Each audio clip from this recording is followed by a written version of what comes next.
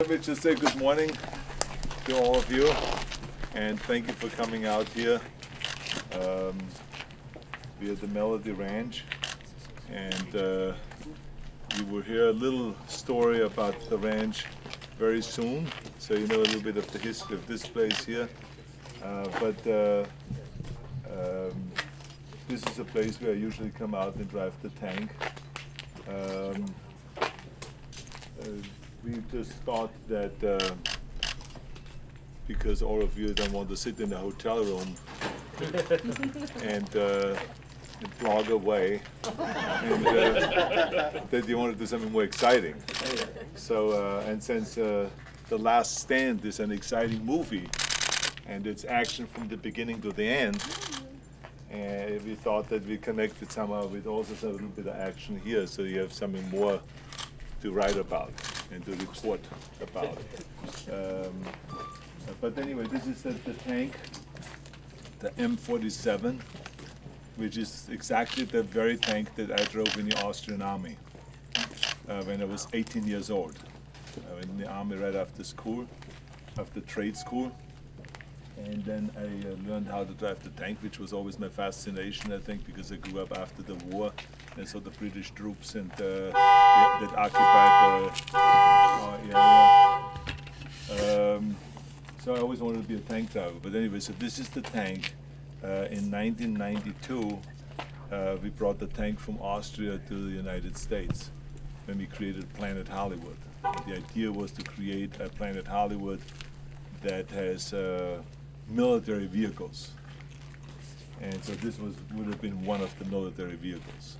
That never came about, that particular location in Vegas that we were planning on, and so but I kept the tank and I kept driving the tank. We use it mostly for taking inner city kids that are very good with that, because as you know, I have a foundation that is dedicated to creating after-school programs all over the United States. And I've been doing this for 20 years.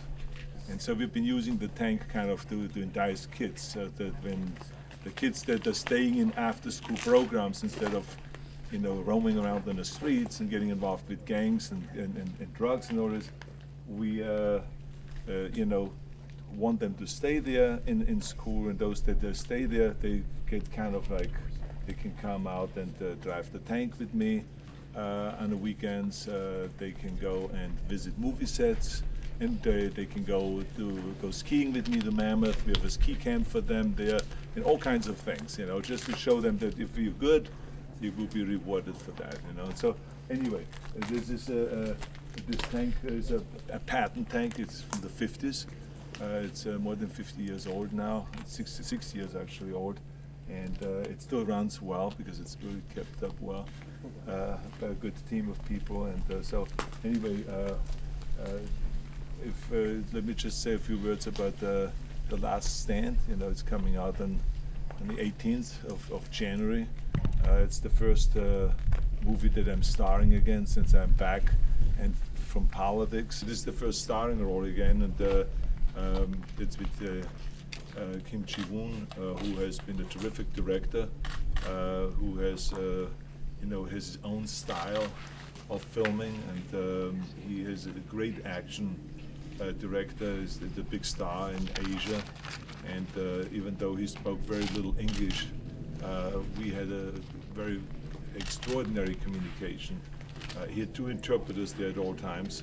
But I really, after a week of directing, I didn't even need the interpreters anymore, because I knew exactly what he was talking about. Because even though with little English that he spoke, simply because he's a very animated guy and he acts out the scenes and he jumps in and does the action for you and all this stuff. Even though he gets injured many times when he tries to do the action, because he's not a stunt guy. But I mean, it's funny. It's a very, very funny guy, but at the same time very serious guy and a very talented guy and all this, and a guy that really can stay within a budget. He's not a crazy guy that says, okay, we do a $40 million movie, and all of a sudden he comes halfway through and he says, I think I need another $20 million or something like that. So it's none of that. So he did a really terrific job, very cooperative, knowing that he is an Asian and he has to adapt to the American way of movie making.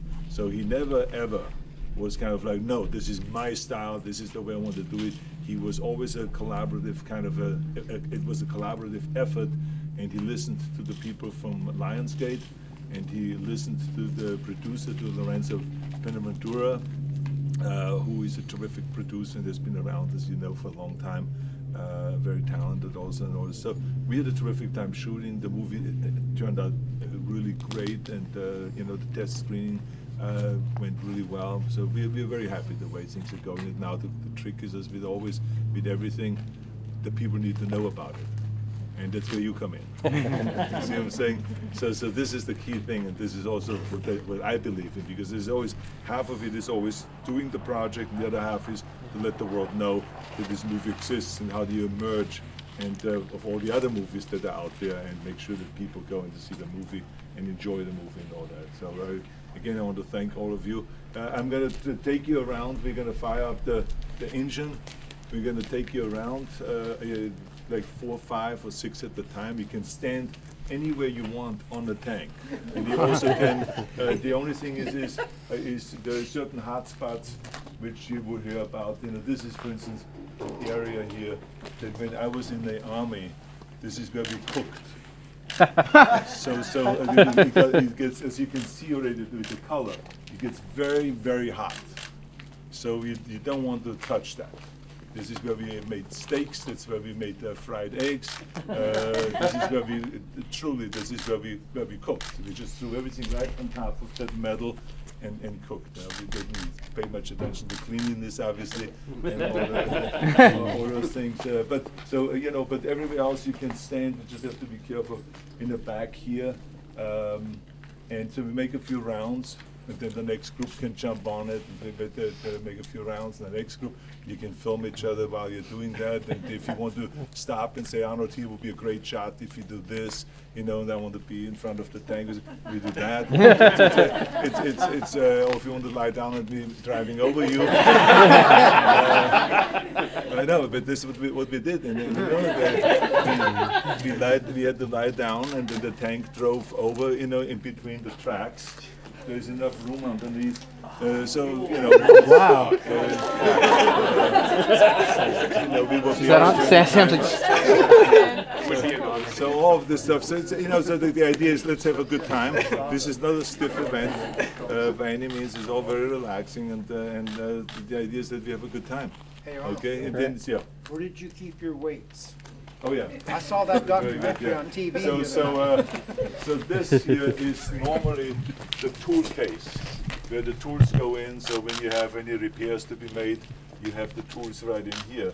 But I took my tools out and gave it to my buddy in the next tank, because I wanted to put my dumbbells and my barbells and plates and bars and collapsible bench in these toolboxes here on both of the sides. And so what that enabled me to do is that when we want to maneuver, if we were in the the barracks, it didn't matter because they had a place to work out anyway. But when we want to maneuver, then it's 3 weeks sometimes at a time, you had no contact with the outside world. So what we did was, when we were finished driving the tank, let's say at 7 at night, then I would go and we all park our tanks and, you know, dig a hole where we sleep under the tank. You know, you dig a hole that deep and around 8 feet long, and then you drive the tank over and you sleep underneath. It's nice and warm, and you have the blanket there and all this stuff, and you protect it from the wild boar out there and all this that are roaming around out there in the field. But so as soon as I was finished driving the tank, we put out the weights. Our team of 5 guys. It's usually 5 people in a tank, and we would work out for 2 hours. And we would have the squats up to 100 kilo, which is 220 pounds, and we would help each other, the bar up and the back, and then we would be doing squats for an hour. Then we were doing bench press and flies. We would have the bench there, and we just exercise, and this keeps us in shape, because I was, you know, in the military from the age 18 to 19. And then as soon as I was finished with the military, I wanted to compete in the Mr. Universe contest. I had to be in top shape. I had only 2 more months left after I got out of the military to train and to get ready for the Mr. Universe contest in London. So this was one of the ways of keeping me in shape, and and it was free weights, and we had a great time doing it, and the military was very supportive of this kind of practice. Hey, how are you? Yeah, good to see you. Nice to see you. So who do we all have here? Hi. Hey, how are you? Pleasure. Good to see you. Hey, how are you? Good to see you. Hello, how are you? Kale, it's a pleasure. Hey, Silas. Hey. Hi, Devin. Nice to meet you. Dave, good to see you. Sure. Sure. Nice to meet you. Jim. Jimmy. Good meeting you.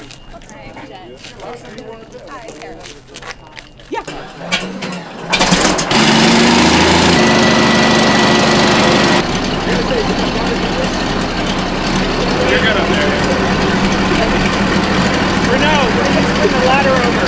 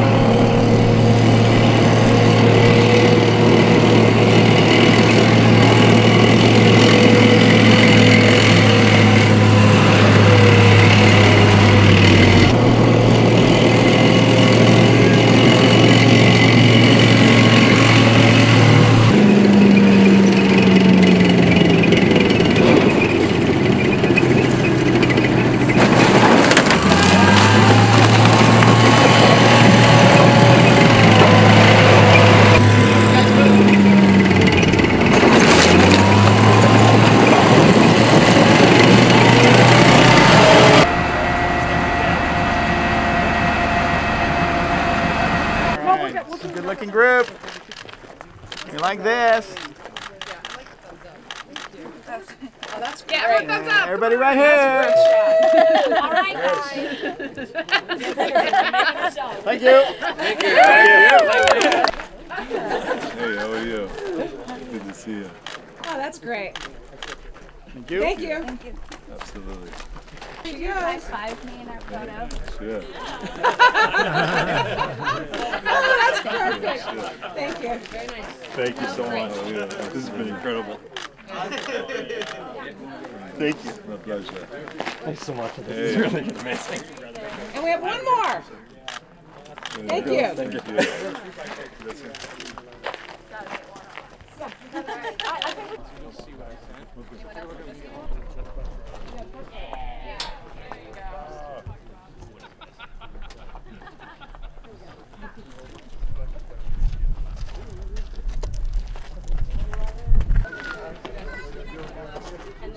I don't know. It's not necessary.